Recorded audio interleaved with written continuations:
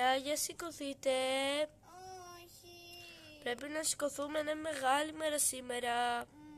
Καλά.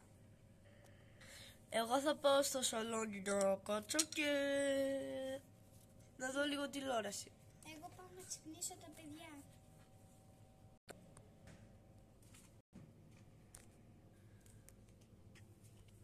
Ένα λεπτάκι.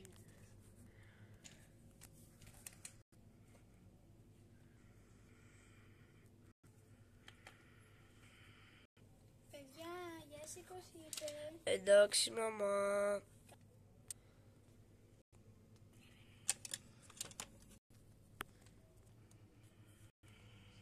Έλα, αγάπη μου, πάρε εκεί πέρα την μπέμπα. Εντάξει. Πάω να φτιάξω πρωινό στα παιδιά.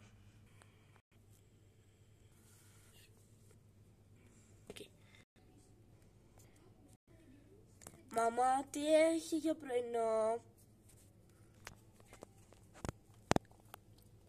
Έχω βάλει στο τραπέζι, φάτε. Έχω cupcakes και donuts. Οκ, μαμά, εντάξει.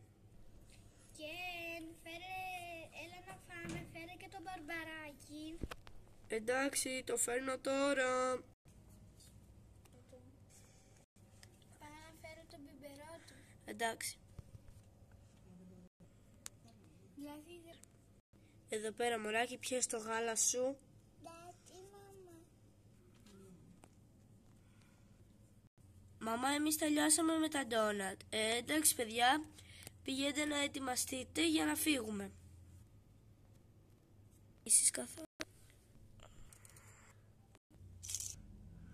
Μαμά, εμείς ετοιμαστήκαμε και πάμε στο σαλόνι.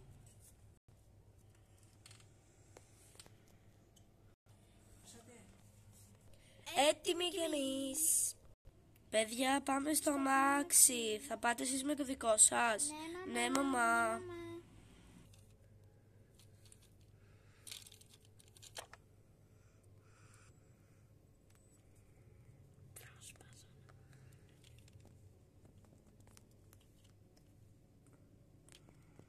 Φτάσαμε. Και εμείς ερχόμαστε, παιδιά, περιμένετε.